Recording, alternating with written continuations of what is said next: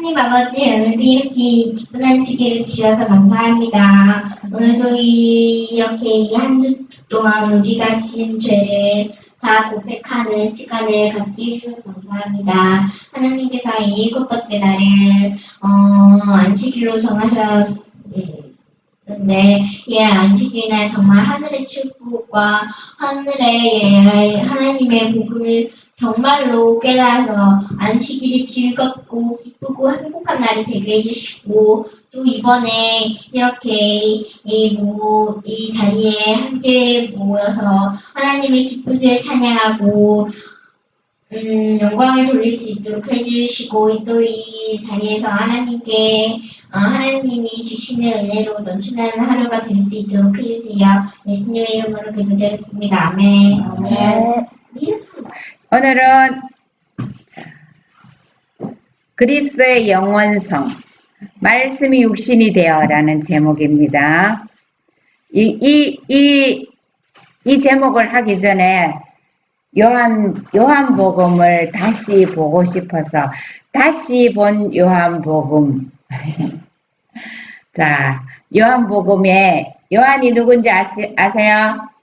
요한은 예수님의 제자 중에 예수님을 가장 사랑했던 사람이에요. 그리고 예수님 제자 중에 가장 어렸죠? 그런데 요한이 예수님을 가장 가까이서 따르면서 맨 마지막으로 결론을 내리면서 요한복음을 썼는데 요한복음을 썼는 것에 우리가 요한이 깨달은 그 예수님에 대해서 100분의 1이라도 좀 한번 생각해보고 깨달아 봅시다. 요한복음 1장 1절에 보면요. 태초에 말씀이 계시니라. 이 말씀이 하나님과 함께 계셨으니 이 말씀은 곧 하나님이시니라. 그가 태초에 하나님과 함께 계셨고 만물이 그로 말미암아 지은 바 되었으니 지은 것이 하나도 그가 없이 된 것이 없느니라. 그 안에 생명이 있었으니 이 생명은 사람들의 빛이라. 빛이 어둠에 비치되 어두움이 깨닫지 못하더라. 요한이요. 처음 서두에 모세가 창세기 1장 1절에 태초에 하나님이 천지를 창조하시니라 이 말했죠. 모세가 태초에 하나님이 천지를 창조하시니라 그 말을 계속 풀어놓은 게 모세오경이거든요. 요한이 태초에 말씀이 계시니라 이 속에 그 말씀이 어떤 분인지를 계속 다 풀어놓은 것이 요한이 쓴 결론이거든요. 그런데 이 말씀이 누구라? 이 말씀이 곧 예수님이 이 말씀이라는 것을 말해줘요. 그래서 그가 태초에 하나님과 함께 계셨고 이 말씀이 하나님과 함께 계셨어요. 그런데 태초에 계실 때도 그 말씀이 형체가 없는 것이 아니라 형상이 있는 말씀이었습니다. 그런데 그것을 말씀이라고 했어요. 그런데 이 말씀이 만물을 다 지었고 처음에는요. 예수라는 이름이 신약에 나오죠. 그런데 그리스도라는 이름도 신약에 나오고 구약에도 나오기는 하죠. 그런데 이 이름이 말씀이었어요. 아들의 이름이 말씀이었다고요. 우리도 사람이 각자가 이름이 다 주어졌지만은 사람이잖아요. 아담이라는 말의 뜻이 사람이라는 뜻이에요. 근데 이게 사람이면서 이름이 하나하나 지어졌잖아요. 이 말씀이었어요. 예수님이. 그래서 그 말씀 안에 생명이 있었는데 이 생명은 사람들의 빛이라. 그리고 빛이 또 이 말씀을 빛으로 나타냈거든요. 이 어두운 세상의 지구에 왔는데 이 지구가 이 빛을 깨닫지 못했다고 했습니다. 화이트 속에 보면요. 그리스도의 영원성, 그리스도께서 만물을 만드셨다면 그는 만물보다 먼저 계셨다. 이것에 관해서 언급된 말씀들은 매우 결정적이기 때문에 아무 사람도 의심할 필요가 없다. 그리스도는 본질적으로 그리고 최고의 의미로 하나님이시다. 그는 영원 전부터 하나님과 함께 계셨으며 만물 위에 계신 하나님이시요 영원하신 하나님이시다. 제가요 이걸 처음에는 뭐를 하려고 했느냐면은 이삭이 그 우물을 몇 군데를 파고 이렇게 했을 때 또 옮기고 안 사오고 또 옮기고 해서 끝까지 옮겨서 그 다음에 그 사람들이 사움을 안 걸었잖아요. 그걸 하려고 그랬는데 그렇게 하나님과 동행하는 사람들이 쫙 다 나온 게 성경의 말씀이에요. 그런데 진짜 하나님이 오셨잖아요. 진짜 하나님이신 창조주이신 그 예수님이 이 땅에 오셨는데 예수님이 이 땅에 오신 그것을 우리가 얼마나 많이 감동을 받고 이것을 말해야 될까? 가만히 이렇게 아침에 언제 금요일인가 목요일인가 아침에 기도를 하는데 내가 이번 안식일에 하나님의 말씀을 어떻게 어떤 말씀으로 해야 되는지 그 전에 쭉 준비를 했는데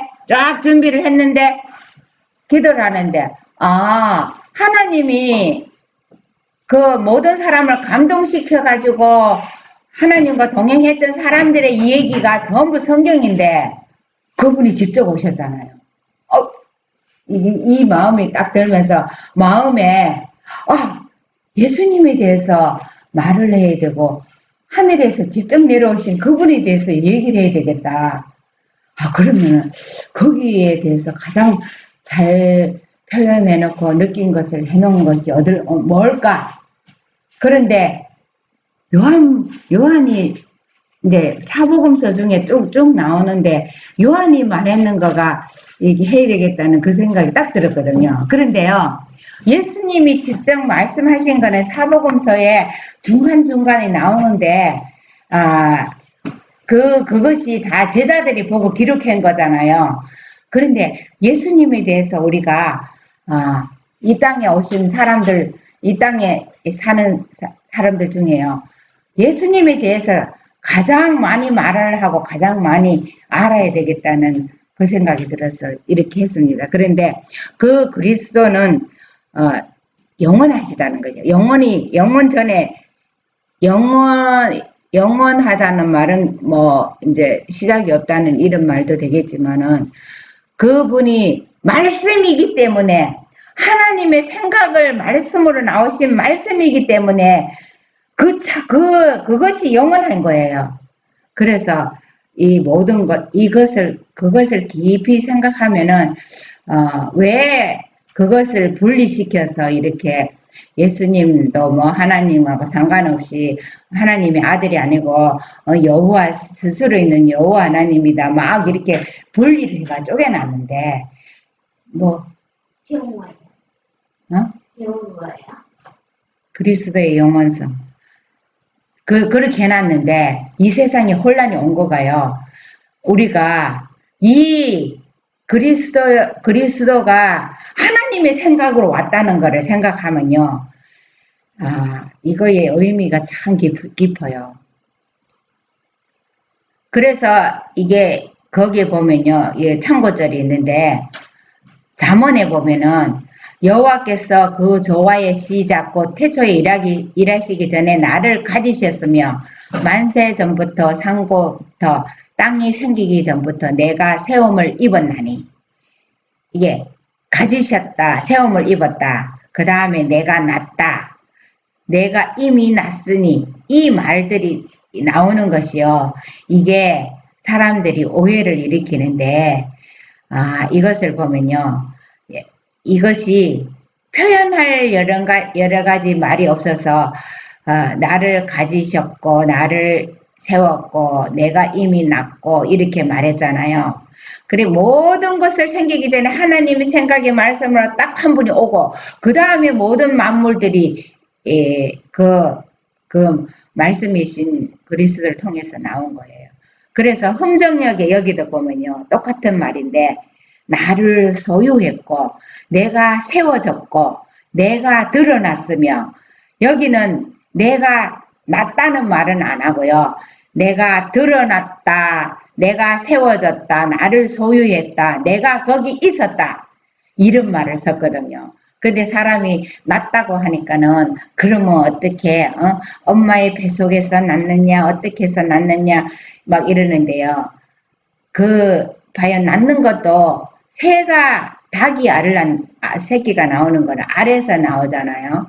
그런데 낳는 것도 여러 가지 방법이 있어요. 그런데 하나님의 아들을 있게 하신 거는요. 하나님의 생각을 말씀으로 있게 하셨기 때문에 이거를 어떻게 엄마가 필요한 것도 아니고 사람은 엄마가 필요하더라도 사람을 또 하나님이 봐요. 아담 속에서 빼내갖고 하와를 만들 때 어디 뭐 누구 배 속에서 나온 거 아니잖아요. 그런데 이거를 낳다 그러니까는 막 그렇게 공박하는 그런 말을 예수님은 하나님의 아들이라고 그러면 누가 낳느냐고 어떻게 낳느냐고 그러는데 그것이 나오신 방법이 다 다릅니다. 그래서요 또 빌립보에 보면은 그는 근본 하나님의 본체시나 하나님과 동등됨을 취할 것으로 여기지 아니하시고 그리고 또 골로새서 1장에 보면은요 먼저 나신 자니 또 16절에 보면은 먼저 계시고 그 아들에 관해서는 주의 보좌가 영영하며 주의 나라의 홀은 공평한 홀이니다. 이렇게요 여러 군데 하나님의 근본 하나님의 본체시다 그랬어요. 그리고 동등하다고 그 말이 하나님의 생각이 말씀으로 있었기 때문에 이게 하나님이시고 동등하다는 말이 그것이 잘못된 것 아닙니다. 자, 그런데 예수님이 이 세상에 오실 때에 어떻게 오셨느냐? 은별 한번 읽어보세요.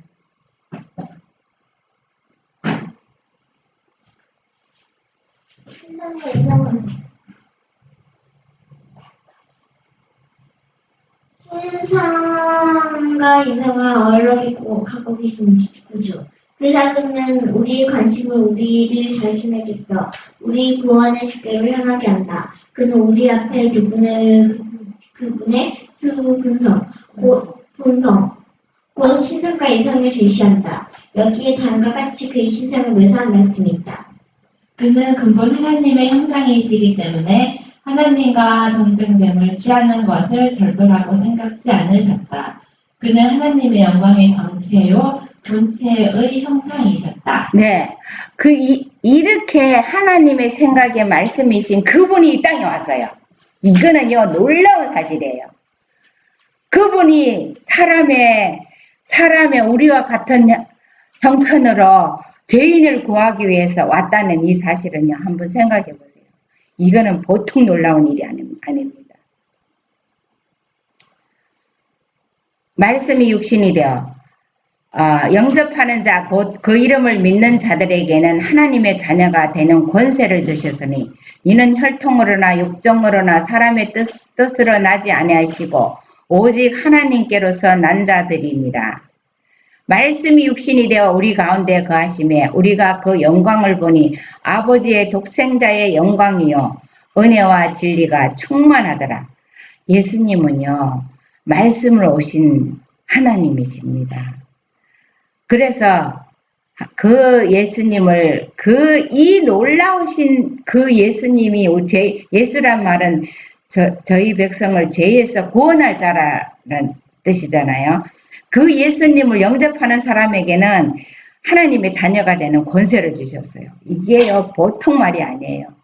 보통 그냥 복을 받는다 그랬는데 이게 보통 큰 복이 아닙니다.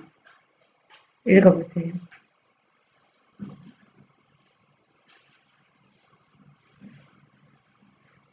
그는 지상에 계실 때도 하나님이셨지만 그분은 스스로 하나님의 형상을 벗어버리시고 그 대신 사람의 모양과 사람의 형상을 입으셨다. 그는 한 인간으로 땅 위를 걸어 다니셨다. 그는 우리로 위하여 가난하게 되셨는데 이는 그의 가난함을 인하여 우리를 부유케 하려 하심이었다. 그는 그의 영광과 후엄을 버리셨다. 그는 하나님이셨지만 잠시 동안 하나님의 영광의 형상을 포기하셨다. 그는 궁핍한 가운데서도 사람들 사이를 행하시면서 가는 곳마다 축복을 뿌리시며 다니셨지만 그의 말 한마디면 여러 군단의 천사들이 그분을 호위하고 그분께 충성을 맹세하는 그런 분이셨다. 네, 예수님은요, 보통 사람이 아니에요. 말 한마디만 하면은 한 군단이요. 한 군단의 사람이 몇 명이에요? 한 군단이면요, 천사들이요, 수천 명이 될 거예요. 그런 군단이 수천 명도 넘을 거예요. 하나님의, 그 군단은 12군단 아니에요? 아니야, 군단들이 예수님 말 한마디면 다 예수님 주위에 다 와서 충성명세를 하는 그런 분이었어요. 그런 분이. 그러면요, 예수님 돌아가실 때 한마디만 하시고 하면서 그런데 사람들이 이기겠네요? 그렇죠. 사람들은 그 가운데 예수님이 자기를 위해서 그거를 안 사용하는 것이 이 세상의 죄를 짊어지는 그 방법이었거든요. 그런데 보통 분이 오신 게 아니에요. 이 예수님은요. 예수님은 우리가 너무 많이 부르고 그래서 그렇지요. 보통 분이 아니었어요. 그분이 인간으로 왔다는 거는요. 나의 죄를 위해서, 나를 위해서 왔다는 것은요. 정말 보통 일이 아닙니다. 그는 그의 인성 속으로 생명을 주시는 모든 에너지를 들여오셨다. 생명 에너지를 인성에다 다 집어넣어왔는 거예요. 이 에너지를 인류는 필요로 하고 받아들여야 한다. 이야말로 하나님과 사람의 참으로 불가사의한 결합이 아닌가. 그는 그의 신성으로부터 생명력과 섞지 않을 활력을 인성으로 쏟아 넣으심으로써 질병의 침입을 저지하여 그의 인간의 본성을 도우실 수도 있으셨지만 그는 자신을 낮추사 인성을 취하신 것이다. 그가 이렇게 하신 것은 성경을 이루시기 위함이었다. 예수님은요, 그 인성 속에다가 생명의 에너지를 다 불러 넣으시갖고요, 여기다가 그렇게 했기 때문에 질병이 모든 말 한마디면요, 이 세상에 일어나는 폭풍과 모든 것들이요, 말 한마디면 다 없어져요. 다 없어지. 그래서 이 세상에서는 우리가 싸워야 될 게요.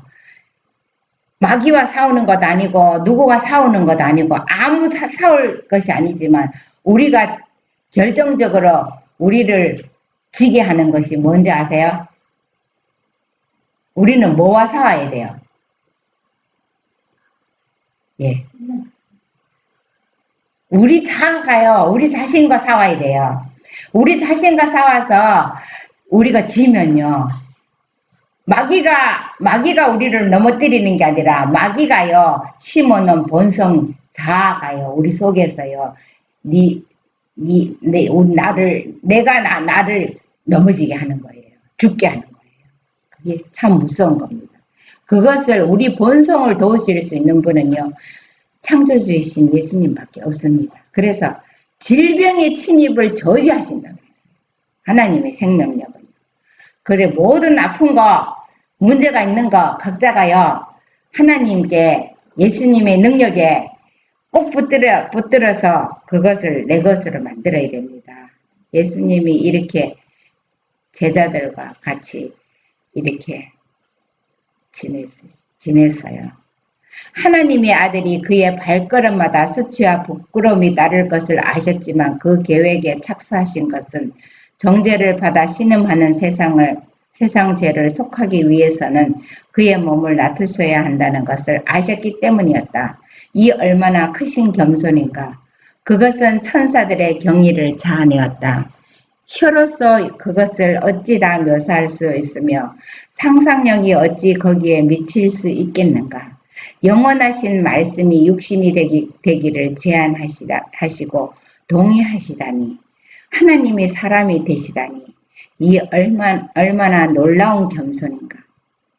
하나님의 아들이요. 사람이 되신다고 사람이 되어서 그것도 존경받는 사람으로 이 땅에 오는 게 아니라 수치, 부끄러움, 온갖 정죄를 다 받고 조롱받고 다 하는 그 위치로 오신다는 것을 알고 왔어요.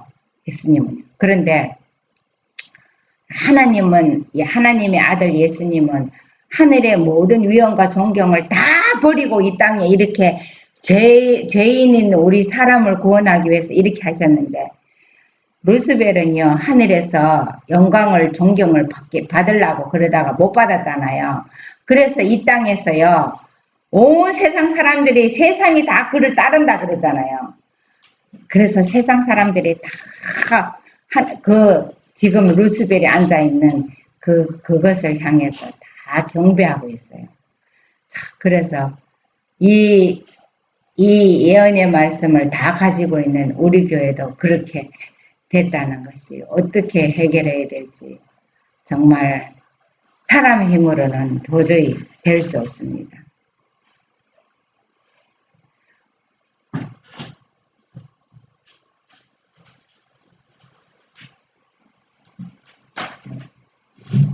그가 자기 땅에 오셨을 때에 그분에게 안전한 곳은 한 곳도 없는 것 같았다. 그는 그의 생명을 보존하기 위하여 이곳 저곳으로 도망을 다녀야 하였다. 그의 제자들 중 한 사람이 그를 팔아 넘겼고 그의 가장 열성적 제자 중 한 사람은 그를 저주하고 부인하였다. 조롱을 받으시고 가시관을 쓰셨으며 채찍을 맞으셨고 십자가를 지고 가지 않을 수 없었다. 그는 이와 같은 멸시와 책대를 못 느끼는 것은 아니었다. 그러나 그는 복종하였다. 다른 어떤 사람도 느낄 수 없는 쓰라린 비애를 그는 느끼셨다. 네. 예수님 왜 이런 걸 느끼셔야 돼요? 왜 그랬을 것 같아요? 왜 이렇게까지 했어야 될 것 같아요? 그런데요, 이 모든 것을 다 물리칠 수 있고 이렇게 할 수 있었지만요, 예수님이 죄를 짓게 하기 위해서 그렇게 한 거예요. 예수님이 화가 나고 죄를 짓게 하기 위해서 십자가까지 최고의 이 사람의 감정을 자극시켜서 죄를 짓게 하기 위해서. 마귀가요, 십자가에 지고 가게 해서 이 사람이 그렇게 하면은 자기가 진다는 거 알았지만은 예수님을 최고의 방법으로 자극을 해서 죄를 짓게 하기 위해서. 그렇게 죄를 지으면은 구속의 경륜이 망가지거든요. 죄인이 되어버리니까. 그는 순결하고 거룩하고 흠이 없었지만 범죄자로 헤아림을 받으셨다. 숭배를 받으시던 구주께서 지극히 높은 종기의 자리에서 걸어 내려오셨다. 한 걸음 한 걸음 자기를 낮추시고 죽기까지 하셨으니 얼마나 끔찍한 죽음인가. 가장 수치스럽고 가장 잔인한 죽음, 곧 범죄자로서의 십자가에서 죽는 죽음이었다. 그는 전쟁터에서 영예를 걸머지고 세상이 보는 앞에서 영웅으로 죽는 것이 아니었다. 그는 정죄를 받은 죄인으로서 하늘과 땅 사이에 매달려 죽었다.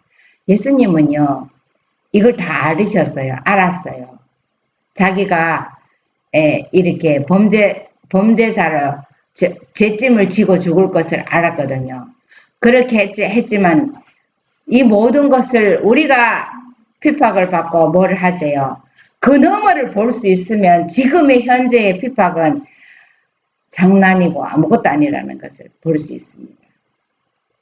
천박하고 죄가 많고 방탕한 무리들의 조롱과 험담 속에서 수치와 모욕을 당하면서 천천히 죽는 죽음을 당하셨다. 나를 보는 자는 다 비웃으며 입술을 삐죽이고 머리를 흔들며 말라대 그는 범죄자들 중 하나로 헤아림을 받으셨고 사람들의 조롱을 받으며 숨을 거두셨다. 그리고 육체를 따라 그의 친척된 자들은 모두 다 그를 버렸다. 그런데요, 예수님이 아이러니한 거는요, 예수님이 엄마도 따라갔고, 예수님을 사랑하는 요한도 따라갔고, 제자들도 거기 다 있었는데, 예수님이 그 무거운 십자가를 지고 비틀거리고 이렇게 할 때에 목말라서 십자가에서 입이 바삭바삭 말라서 목마르다 했을 때요. 물 한 모금 찍어서 주는 사람 없고 한 사람이 십자가를 그거를 대신 져주는 가장 사랑하는 사람인데 이 사람들이 왜 이렇게 못했을 것 같아요? 그 사람들이 예수님이 십자가에서 내려올 줄그 이제를 베풀기를 기다렸다. 그러니까 이게 참 이래. 사단이요. 예수님 엄마 마음속에도 그런 동정을 뺏어가 버렸어요. 예수님 엄마 같으면은 엄마 자식이 그렇게 죽으면은 정말 그걸 뻔히 보고 있기가 힘들잖아요. 그런데 예수님이 자기가 그렇게 도와주면 이적을 행해갖고 안 내려올까봐 아무도 못하는 거야. 이게 얼마나 그러나 구레네 시몬은 아무것도 모르니까는 동정을 보여갖고 그 십자가를 졌잖아요. 그런데요, 예언을 몰라서 그래요. 예수님이 이렇게 죽으셔야 되고 이렇게 하셔야 된다는 예언을 알았다면 그 사람들이 그렇게까지 무인정하게 그렇게 잔인하게 그렇게 그 현실을 그렇게까지밖에 못하지는 않았을 거예요. 그래서 육신에 친척된 자들도 모두 다 버렸다고 그랬어요. 그분의 어머니는 그가 당하는 수모를 목격하였고 예수님은 칼이 그 어머니의 가슴을 찌르는 듯하는 광경을 보지 않을 수가 없었다. 그는 십자가를 참으시고 부끄러움을 개의치 않았다. 그러나 그는 이 작은 세계의 거민들을 위해서뿐만 아니라 그가 창조하신 온 우주의 모든 거민들을 위해서는 이루어질 결과를 생각하며 그가 당하고 있는 일을 작은 일로 생각하셨다. 이것이 예수님이 이런 모든 것을 넘어서 온 우주 거민들의 의혹을 해결하기 위해서 이것은 아무것도 아니라고 생각하고 하신 거예요. 읽어봐요.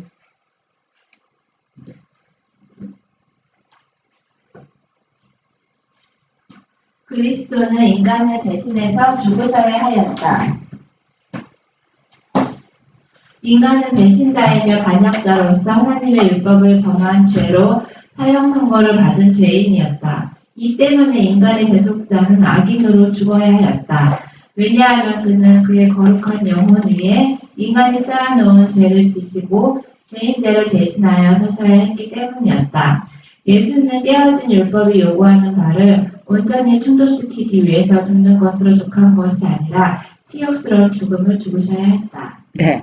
이 아담이 하와가 생각할 때 이것 좀은 하나님 용서해 주겠지 하고 그 선악과 한 과일 한 개 먹은 거가 이렇게 많은 세상에 죄를 쌓아둔다는 거. 그리고 하나님의 율법이 요구하는 것을 한번 범해서 이렇게 사람이 큰 대가를 치러야 한다는 것을 정말 이것을 깨달으면은 하나님의 적은 율법의 요구도 우리가 불순종하는 그 일을 해서는 안 되겠지요.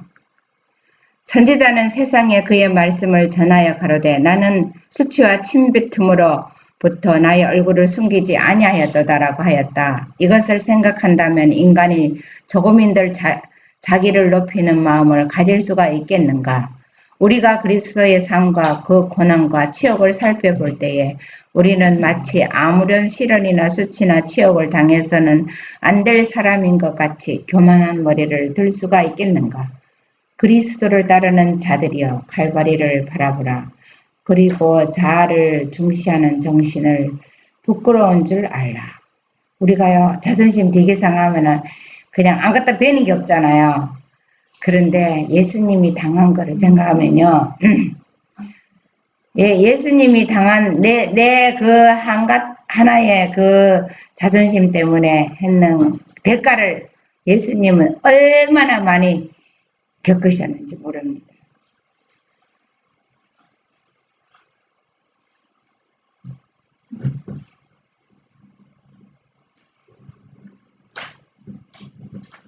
하늘의 지존자께서 당하신 이 모든 곤욕은 모두 다 죄 많은 정죄를 받은 인간을 위함이었다. 죄 많고 그는 점점 몸을 낮추사 곤욕을 당하셨고 인간을 도덕적인 더러움에서 정결케 하기 위하여 마침내 더 내려갈래야 더 내려갈 곳이 없는 가장 밑바닥까지 내려가셨다.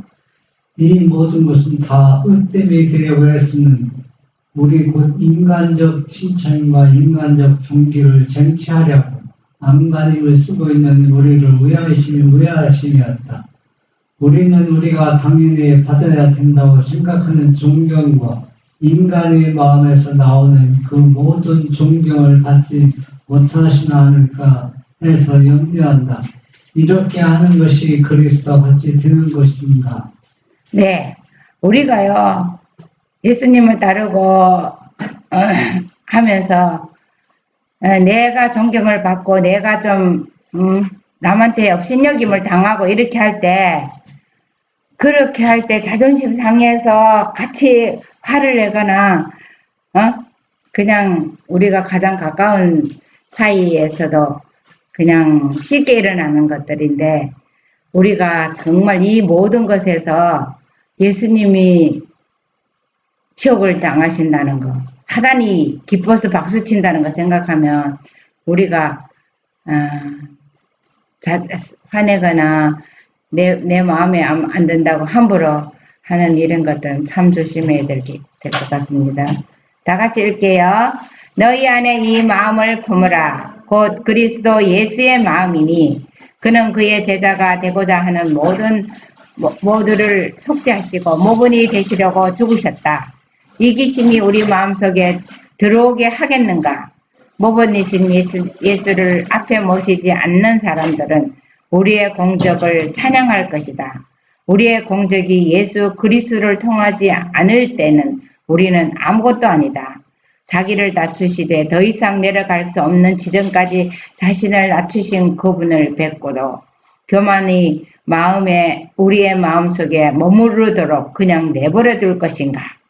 우리가요, 어떤 선한 일도 예수 그리스도를 통하지 않고 이거는 예수님이 내 마음에서 이렇게 하신 거지 내가 뭐 선한 마음으로 했다고 이렇게 하는 거는 아니에요. 그렇게 할 때 마귀가 나를 칭찬하게 되거든요. 그래서 모든 공적이 다 그리스도를 통해서 나오는 그런 것들 우리는 아무것도 아니라는 것. 이것을 생각하면서 예수님 마음 품고 우리 안식일을 통해서 예수님 더 많이 사랑하게 되기를 바랍니다.